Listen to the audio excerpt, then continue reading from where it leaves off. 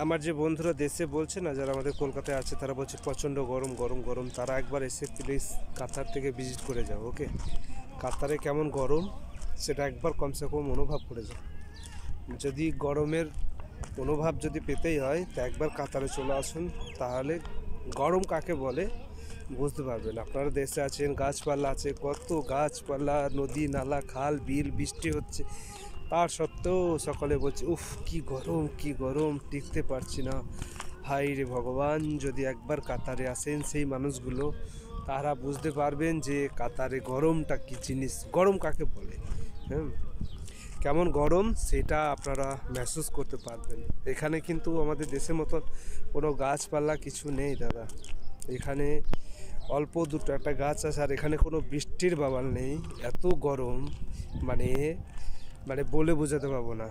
সকাল থেকে যখন ডিউটি যাই, ডিউটি যাওয়ার পরে থেকে মানে স্টার্ট হয়, রুমে যতক্ষণ না আসি শরীর ভিজে, প্যান্ট জামা পুরো ভিজে থাকে, এতই গরম পড়ে।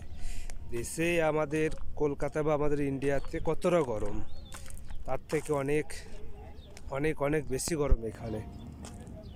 প্রচুর গরম এখানে, প্রচুর গরম। দেখতে পাচ্ছেন আমার পিছনে ওই যে সূর্য কীরকম এখনও মানে জেগে আছে, বুঝতে পারছেন মানে কীরকম রোদের তাপ এখানে, বুঝতে পারছেন আপনারা। মোটামুটি এখানে সন্ধ্যা 6টা, 6:30টার সময় সন্ধ্যা, তো এখন বাজে 4টে।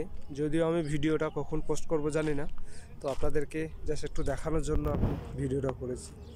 কীরকম রোদের তাপ দেখুন। এখানে ব্যাস একটা দুটো গাছ আছে, সেই গাছে কোনো ব্যাপার নেই, ব্যাস কোনো নামেই গাছ, কোনো কাজের নেই, কোনো ঝড় বৃষ্টি এখানে কিছুই হয় না।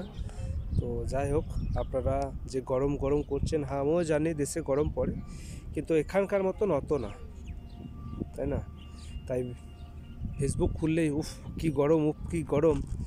তো তত গরম দেশে কিন্তু পড়ে না, তবে গরম পড়ে এখানকার মতন না, অনেক ভালো, অনেক শান্তি আছে দেশে।